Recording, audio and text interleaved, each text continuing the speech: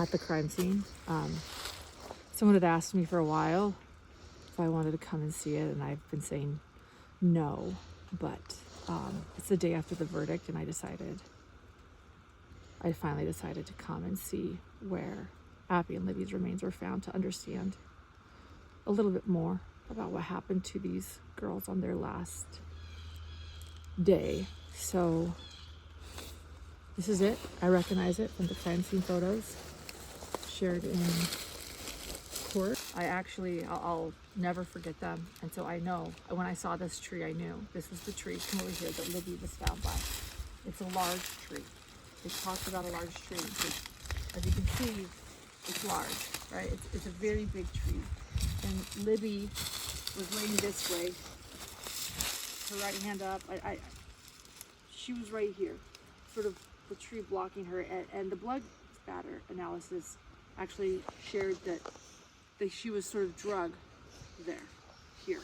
Now on this side, and she was laying in sort of a V, and then this tree was the tree that Abby was by. She was not as close to the tree as Libby was to this tree, but she was here.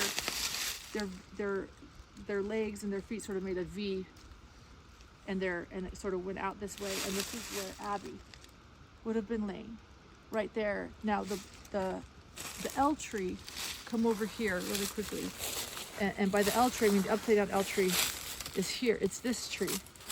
So in other words, they believe where Libby was hurt was here, and she then put her hand just like this on this tree to stabilize herself, and then came over this way, where they believe, according to the crime scene investigators and analysis, that she sat, and then from there was pulled into her final resting place, where Pat Brown found both of them, and then where this entire crime scene was roped off. But that is what we saw in court. And like I said, I've been invited to come here quite a few times. I've said no, but today, the day after the verdict, I decided it was time. I wanted to see it. I wanted to understand more. And yeah, my heart will forever break about what he did to him here. So, but I wanted all of you to understand. So where Libby was, it's exactly right now where the sun is shining. That is where Libby was found. Yeah. And you can get a little closer for this too, because it's probably gonna be hard to hear me, without a mic. How do I feel being here?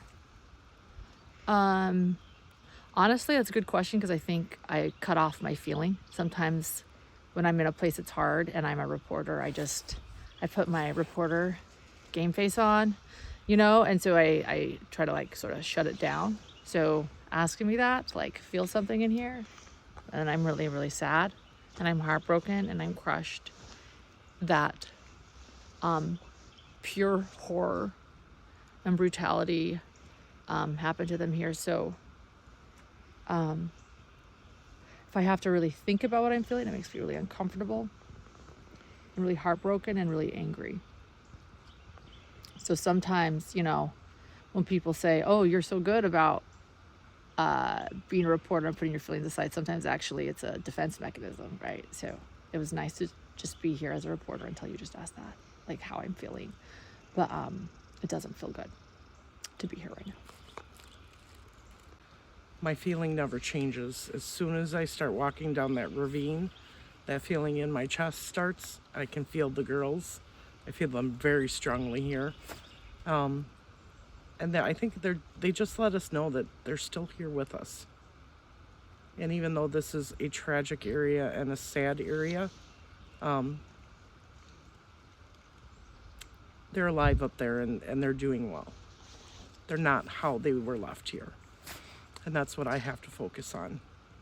Because if you focus on where they were in this whole scene, it'll drive you mad.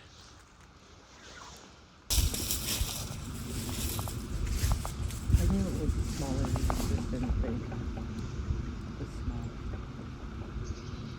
It is small because when they have it on the screen, it is a smaller area. The 3 trees that matter, and that tree even bigger, Right. and the creek right down there that they crossed. They were forced to cross. Yeah. So you get upset. Like, it's hard sometimes when you really. Yeah. I mean, yeah.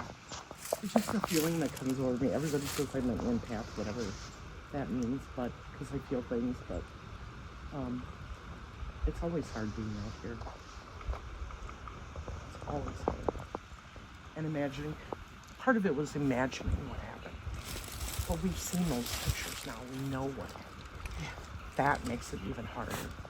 To be here now after knowing. Yes. So you would come here not knowing, and now you know. Right. Because when you don't know, your imagination runs wild. And now that you've seen those pictures and know exactly what it looks like out here, that's even worse. Yeah. Yeah, the worst possible thing happened. Yep. Here. Wow. Yeah, I know it's hard for me to be here.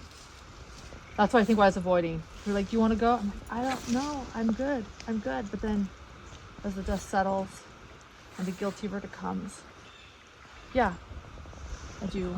I want to see and know, but I get to see it and know. Right. But know that justice has been served.